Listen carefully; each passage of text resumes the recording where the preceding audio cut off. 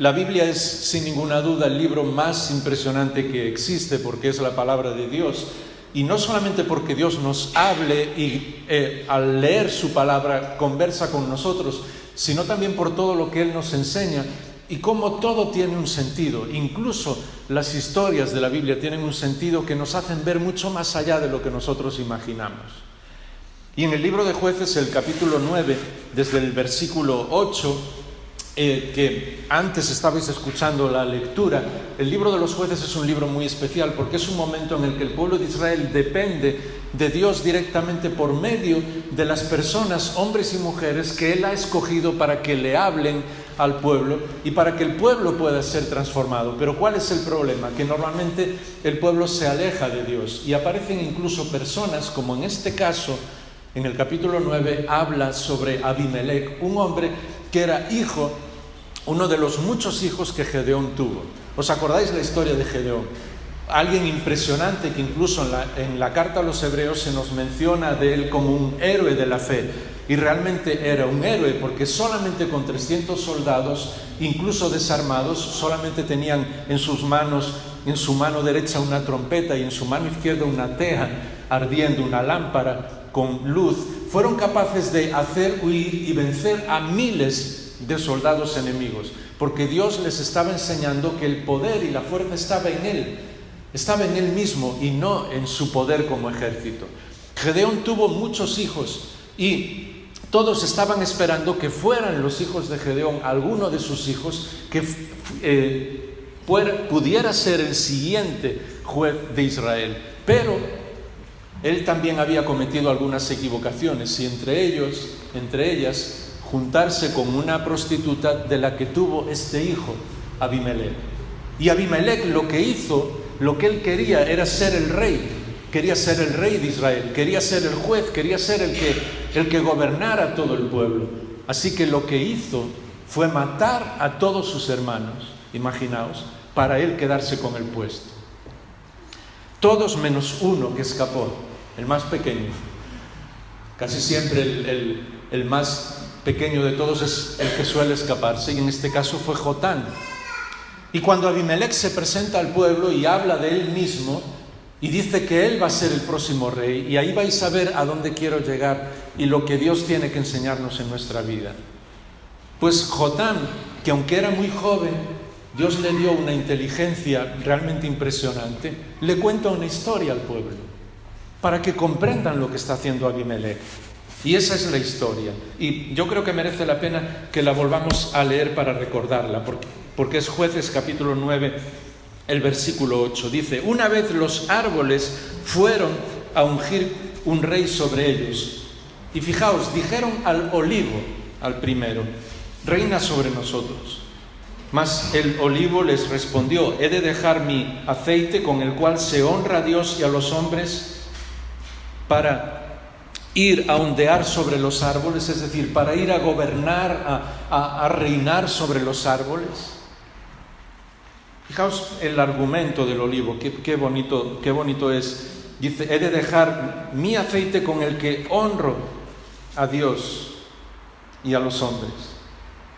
Entonces los árboles, dice versículo 10 del capítulo 9 de Jueces, le dijeron a la higuera: ven, reina sobre nosotros.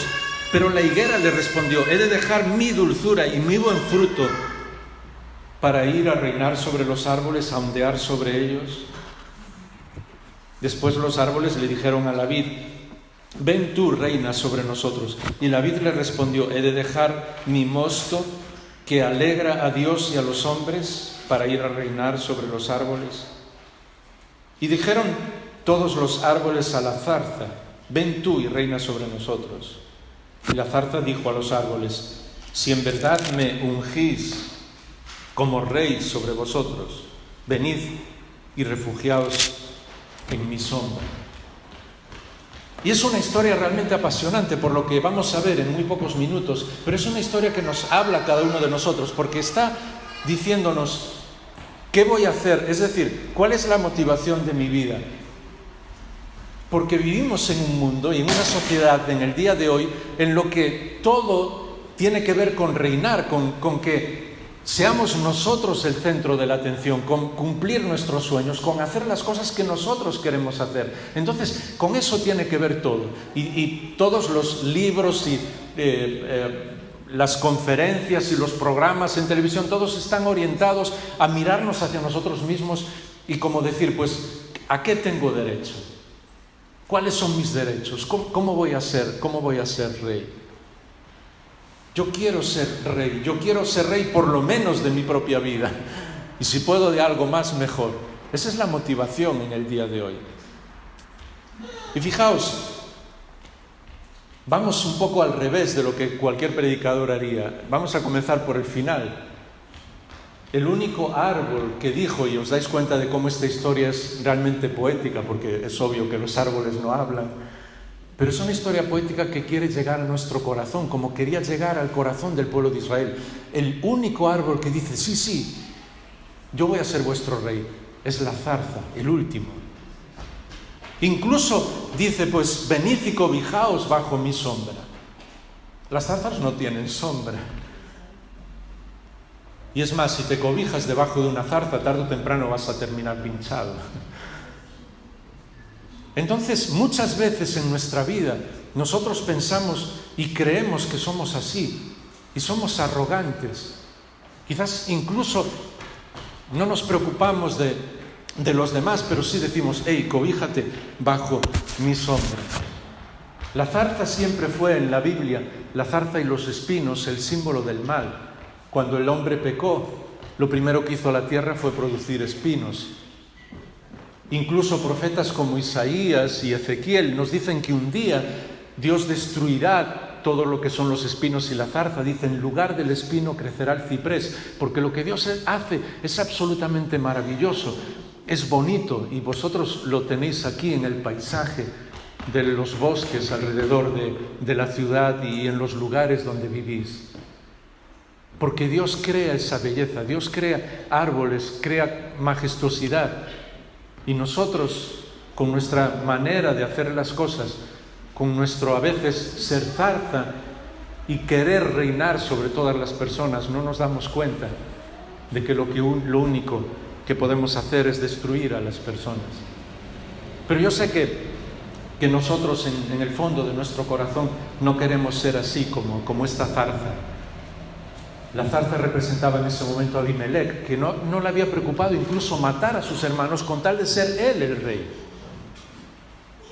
Y verdad que vivimos en un mundo, a veces vemos incluso esas series de televisión, y yo siempre digo que la realidad supera con mucho a la ficción. Se dice aquí también en un refrán que gente para tener el poder es capaz de hacer cualquier cosa, no le importa, incluso matar a quien sea. Y si no literalmente, sí de una manera figurada, hacer mal y hablar mal de quien sea con tal de ser el rey. Pero ese no es el ejemplo bueno para nosotros, todo lo contrario, debemos huir de ser de esa manera. Y vamos a ir al segundo. Fijaos qué manera más rara de leer la historia, pero es para que aprendamos dónde está nuestro corazón. Y el segundo es la higuera. Si os fijáis, cuando le piden, lo primero que le piden es al olivo que sea el rey, pero el olivo dice que no, que él está honrando al Señor, está honrando a Dios con su aceite, por lo tanto no quiere dejar de honrar a Dios, y lo vamos a ver en un momento muy rápido. El segundo es la higuera y el tercero es la vid, y la vid también dice que está dando gloria a Dios con su mosto, y literalmente dice, está dando alegría a Dios y a los hombres, pero fijaos qué bonita es la historia. La higuera no habla de Dios. La higuera solamente habla de sí misma. El versículo 11, la higuera le responde, he de dejar mi dulzura y mi buen fruto para ir a reinar sobre los demás árboles. Y eso ya nos tiene que enseñar algo, porque aquí sí podemos caer muchos de nosotros. Porque la higuera a lo largo de todo el Antiguo Testamento y sobre todo luego en el Nuevo Testamento, cuando el Señor Jesús habla, ¿os acordáis que representa lo que es la religiosidad de las personas? Y hay un momento que el Señor Jesús incluso va y tiene hambre, ve una higuera, ¿recordáis la historia? Y la higuera, aunque era tiempo de fruto, no tiene ningún fruto. Y el Señor dice, pues que nunca más vuelva a tener fruto. Y a nosotros nos parece un poco cruel que el Señor dijera eso, porque al día siguiente, cuando Él pasa con sus discípulos, la Biblia dice que la higuera se secó y nunca más pudo tener fruto. Y nosotros pensamos, ¿por qué ser tan cruel?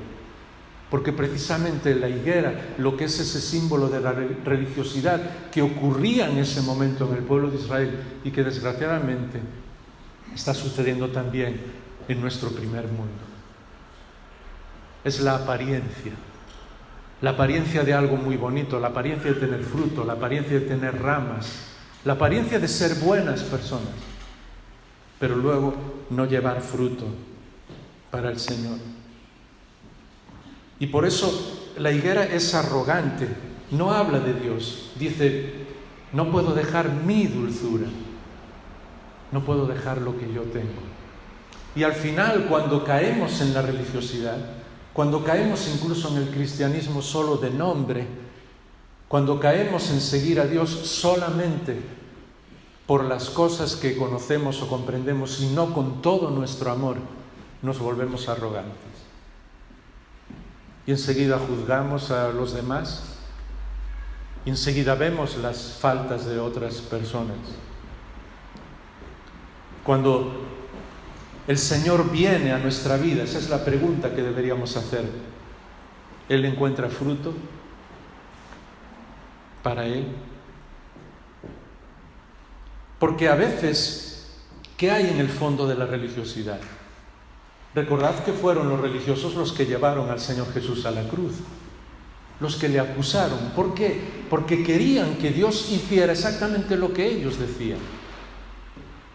Entonces, en el fondo de la religiosidad es como tratar a Dios pensando que Él nos debe algo.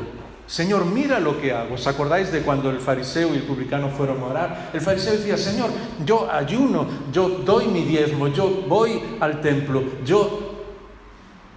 demasiados Dios. Y lo que el Señor hace es regalarnos todo, absolutamente todo. Incluso el aire que respiramos, la vida que tenemos, las fuerzas que tenemos son un regalo de Él. Nosotros no podemos sostener nuestra vida ni un solo momento.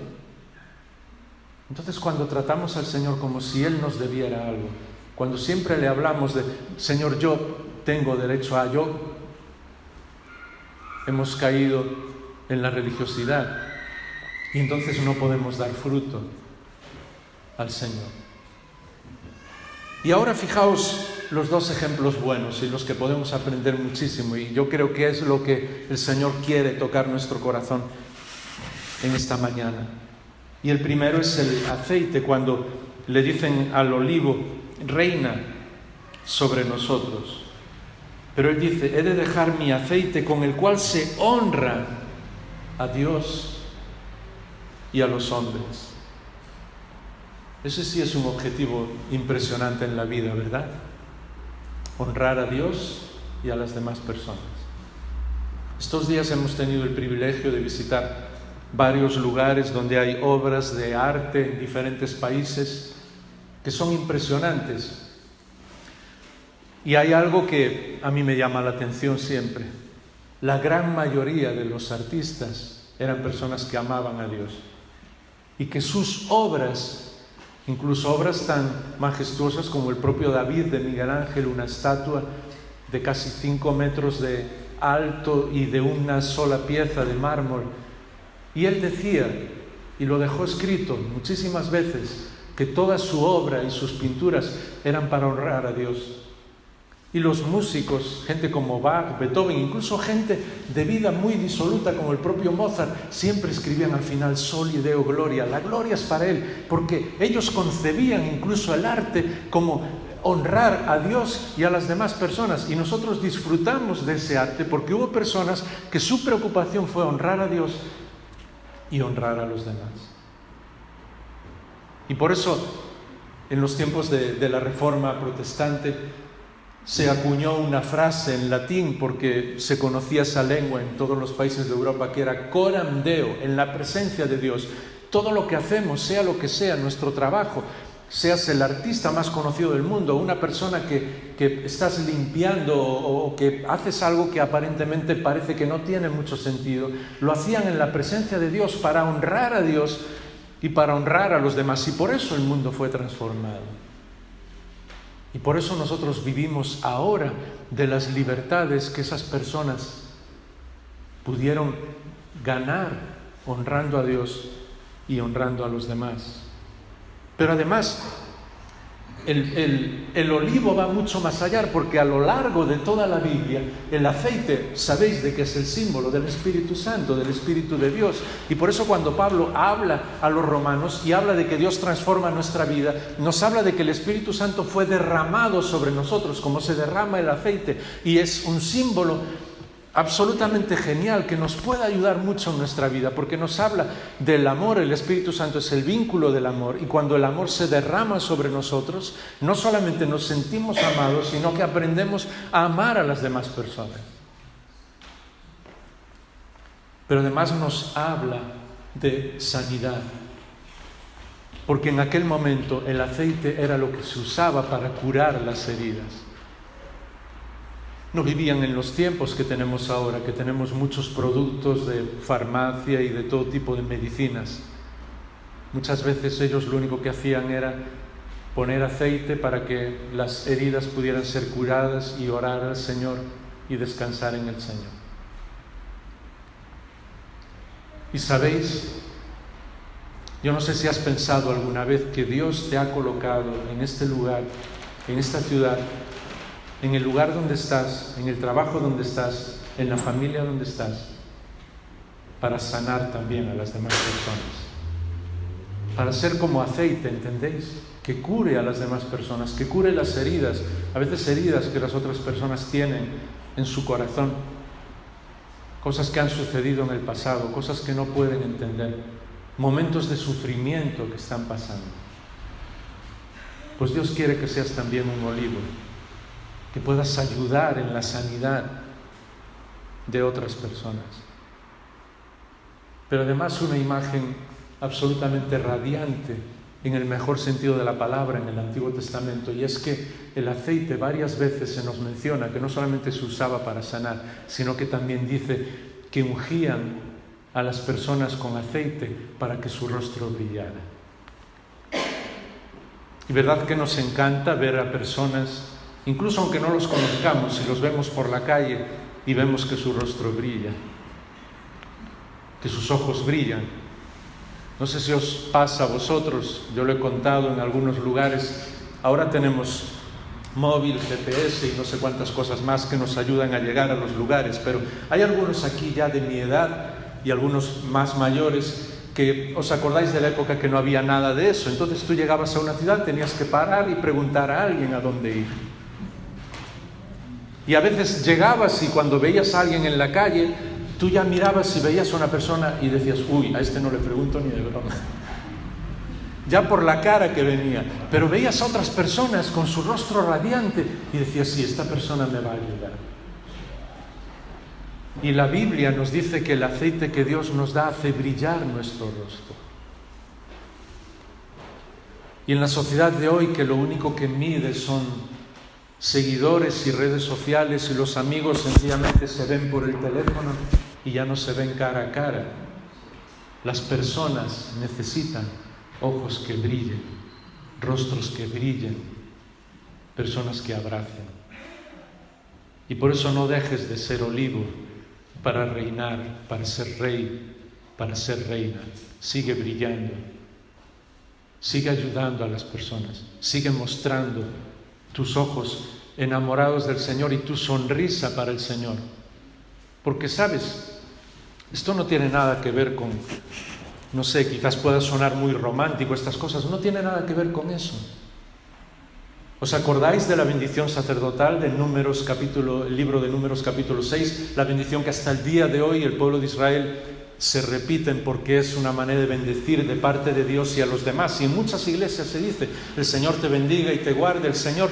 Hay una frase que dice, haga resplandecer su rostro sobre ti. Esa frase, resplandecer el rostro sobre nosotros, es la frase que en hebreo se usa para sonreír. Así que cuando le decimos a alguien que el Señor haga resplandecer su rostro sobre ti, le estamos diciendo que el Señor te sonríe. Y cuando leéis en la Biblia, Dios hizo resplandecer su rostro sobre mí, es el Señor me sonrió.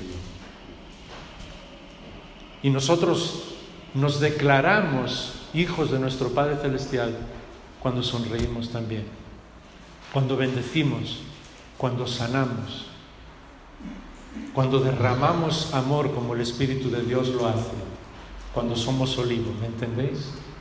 ¿Veis cómo la historia tiene mucho más para nosotros de lo que pensamos? Y por último, porque el tiempo se ha ido muy, muy rápido, llegamos a la vid.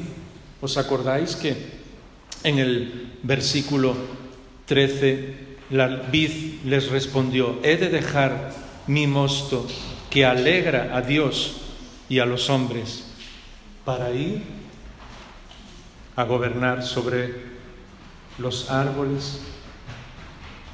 ¿Os acordáis cuando el Señor Jesús en el capítulo 15 del Evangelio de Juan le dice a sus discípulos: yo soy la vid? ¿Y sabes lo que dice? Y vosotros los pámpanos. Es decir, la vid ahora nos enseña la otra cara de la moneda. Si el Espíritu de Dios nos ayuda a bendecir, nos ayuda a amar, nos ayuda a sanar a las personas por medio de Él, porque es Él el que sana, no nosotros. La vid es lo que da alegría a las personas. Y yo sé que muchas veces cuando pensamos de la vid, del fruto de la vid, del vino, pues enseguida quizás personas pueden pensar: bueno, pero hay gente que se emborracha, pero eso es gente mala, que hace algo que no es natural. Por eso me encanta la respuesta de la vid cuando dice: he de dejar de dar alegría a Dios y a los hombres con mi fruto para reinar. No. Y ese sí que es un objetivo bonito también en la vida. Hacer alegres, regalar alegría a las demás personas. Y no vamos a dejar de regalar alegría a las demás personas para ser el rey o para ser el presidente, ¿verdad que no? Si Dios nos ha llamado a eso, perfecto, pero incluso los reyes y los presidentes serían diferentes si amaran al Señor y le dieran alegría a la gente. Pero fijaos, ya llevando ese ejemplo del Señor Jesús, Él como vid, cuando nosotros leemos el libro de los Hechos, destacan dos cosas. El desafío para mí, y espero que para vosotros, es que incluso en estos días que tenemos un tiempo de vacaciones, tenemos más tiempo de lo normal, leer el libro de los Hechos entero, desde el principio hasta el final, sacar una tarde para leerlo con calma y ver lo que llama la atención al leerlo entero. Y os van a llamar la atención dos cosas, porque es el Espíritu de Dios el que va guiando todas las cosas. Y como ellos, es una iglesia que siempre descansa en el Señor, y por lo tanto, siempre que hablan, siempre mencionan la resurrección del Señor Jesús. Siempre. No hay una sola vez que hable alguien de los discípulos, alguien de la iglesia, que no mencione la resurrección del Señor Jesús. Y segundo, vez tras vez, vivían gozosos, vivían alegres, vivían llenos del Espíritu Santo. Y parece un contrasentido, porque estaban siendo perseguidos, muchos de ellos morían, eran llevados a los circos romanos, pero vivían gozosos, llenos de alegría. ¿Por qué? Apegados a la raíz, apegados a la vid, que es el Señor Jesús. ¿Os acordáis? Yo soy la vid y vosotros los pámpanos. Por eso me impresiona que cuando Pablo está explicando la muerte del Señor Jesús en la cruz y lo menciona en primera carta a los Corintios, el capítulo 5 y el versículo 7, cualquier persona que no comprenda el Evangelio no entendería eso. Primera Corintios 5, versículo 7, dice: porque Cristo, vuestra Pascua, ha sido sacrificado, es decir, Cristo ha sido crucificado. Y dice, por lo tanto, versículo 8, celebremos la fiesta. Y uno puede decir, pero, ¿cómo es eso? Es imposible. ¿Cómo? De la muerte del ser más querido, de la crucifixión, de la muerte más cruel del ser más querido, el resultado es una fiesta. Porque ese es el Evangelio. Y queridos hermanos, queridas hermanas, si no somos capaces de disfrutar con el Señor y de ser alegres con Él y de vivir en un completo apasionamiento y diversión y despreocupación con el Señor, es porque no comprendemos el Evangelio. Porque cuando Él, incluso en la última noche, ¿os acordáis que tomó pan y vino y dijo que el vino representaba su sangre? Pues es precisamente así, porque el vino las uvas tienen que ser machacadas, tienen que ser estrujadas para que surja un líquido que, como dice la vid en esta historia, da alegría a Dios y a los hombres. Por eso nosotros necesitamos celebrar esa fiesta y vivir siempre con el Señor. Pablo lo entendió perfectamente. Y dijo, Gálatas 2:20, ¿os acordáis? Con Cristo estoy crucificado. Y ya no vivo yo, sino que vive Cristo en mí. Y lo que ahora vivo, aunque lo viva en la carne, lo vivo en el poder del Espíritu de Dios. ¿Cómo vamos a vivir? Esa es la pregunta. Al leer una historia tan bonita, espero que haya sido agradable para vosotros. Jotán quería ir un poco más allá de que ellos entendieran que Abimelech no solamente era un traidor, sino que iba a destruir al pueblo, porque no estaba amando al Señor. Pero la historia va mucho más allá de eso. La historia nos reta, nos desafía a cada uno de nosotros a preguntarnos, ¿qué quiero ser? ¿Voy a ser el rey sobre todos los árboles? Sí, podemos serlo. Pero tenemos esos dos ejemplos del Espíritu de Dios y del Señor Jesús para ser aquello que Dios quiere que seamos, que es mucho más importante que ninguna otra cosa. Spurgeon dijo un día, y sé que entendéis esa frase, porque a veces Dios llama a algunas personas para determinadas situaciones y esas personas tienen que obedecer ese llamado. Pero él decía, si puedes hablar del Evangelio, si puedes proclamar el Evangelio a las personas, no pierdas el tiempo siendo el rey de Inglaterra, dijo un día. Y sé que se entiende esa frase en ese contexto porque Dios también llama a personas a determinados puestos, y sé que lo entendéis, pero a la gran mayoría de las personas Dios nos llama a ser como su Espíritu, a sanar, a ayudar, a que nuestro rostro resplandezca por ellos. Dios nos llama como al Señor Jesús, honrar a nuestro Padre Celestial en todas las cosas. Y cuando alguien nos dice, pero no quieres pensar en ti mismo, no quieres tener algo mejor para ti, no quieres ganar mucho más dinero, si el Señor te da esa posibilidad, perfecto, pero ¿me entendéis? No quieres las cosas que todo el mundo quiere. Nosotros sencillamente miramos, y de todo corazón, porque realmente nuestra vida es diferente cuando pensamos así, podemos decirle como decía David, voy a dejar de alegrar a Dios, voy a dejar de alegrar a Dios y a las demás personas y a las demás personas para ser rey. No voy a dejar de hacerlo. El objetivo en mi vida es honrar al Señor y honrar a los demás. Inclinamos nuestra cabeza para orar. Padre que estás en los cielos, gracias por las historias que nos dejas en tu palabra, porque aún en las frases que a veces parecen más escondidas, hay tesoros que tu Espíritu lleva a nuestro corazón para que podamos comprender no solamente tu amor, tu gracia, sino también cómo ese amor y esa gracia que han sido derramados en cada uno de nosotros nos ayudan a llevar y derrochar esa misma gracia y ese mismo amor a todas las personas, aún con nuestros defectos, con nuestras torpezas, con nuestras malas decisiones, con nuestros enfados muchas veces. Te pedimos que tu Espíritu nos llene para que nosotros podamos también, tal como tú haces resplandecer tu rostro sobre nosotros y nos sonríes, y ese es el secreto de tu bendición, cuando nuestro Papá Celestial nos sonríe, nosotros podemos derramar esa bendición a los demás, ir mucho más allá de esa simple sonrisa, sino ayudar a todos.